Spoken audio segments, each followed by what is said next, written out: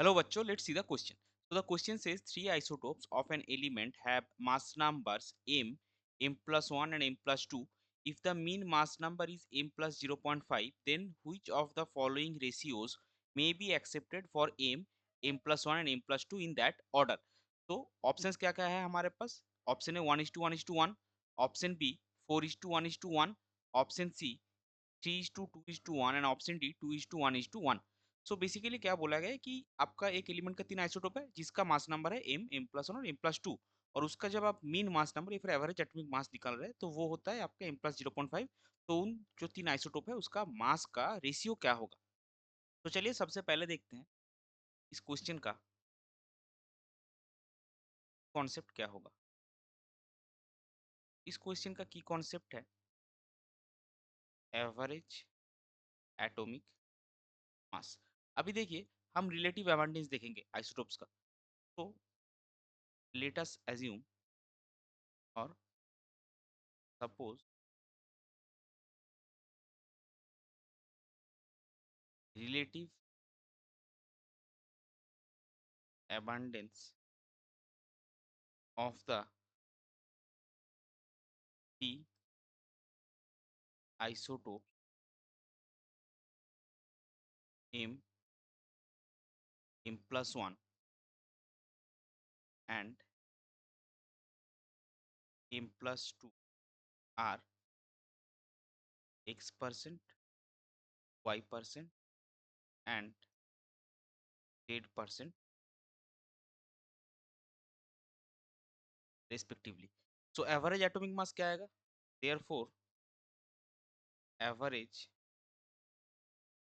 atomic mass आएगा जो आपका रिलेटिव एबंडेंस इन नेचर, मतलब नेचर में जितना उसका परसेंटेज है into that mass of the isotope. जैसे कि आप मान लीजिए एम का x% है, सो क्या आएगा आपका x into M. M plus one को y% है तो आपको मिलेगा y into M plus one, और एम प्लस टू का z% है तो आपको मिलेगा z into M plus divided by total जो होता है x plus Y plus Z. तो इसका वैल्यू आपको कितना क्वेश्चन में गिवन है? M plus 0.5. तो इसको अगर आप सॉल्व करेंगे तो आपको क्या मिलेगा? X M plus Y M plus Y plus Z M plus Z is equal to X M plus Y M plus Z M plus 0.5x plus 0.5y plus 0.5z. So यहाँ पे तो both side में जो आपका X M Y M और Z M है वो cancel out हो जाएगा. तो आपको क्या मिलेगा? y, अगर हम इसको y को इधर में लेके आए, y minus 0.5y plus Z minus 0.5z equal to आपका आएगा 0.5x, और 0.5y plus 1.5z is equal to आपको मिलेगा 0.5x. इसको अगर आप इंटीजर वैल्यू में लेके जाएंगे तो आपको मिलेगा y plus 3z equal to x.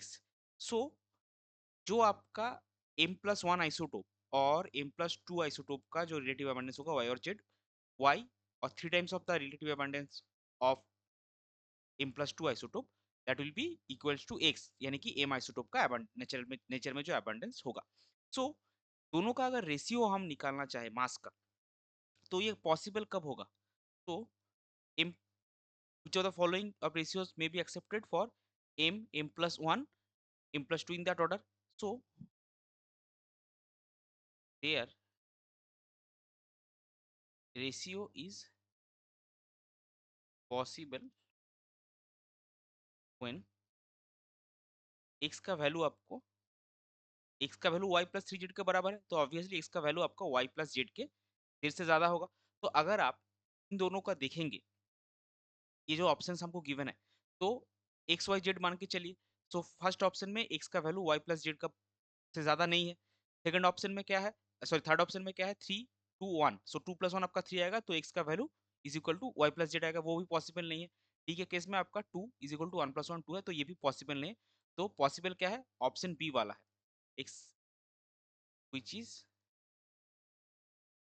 Possible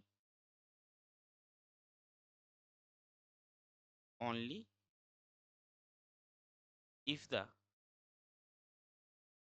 ratio is 4:1:1, जो कि ऑप्शन बी में है।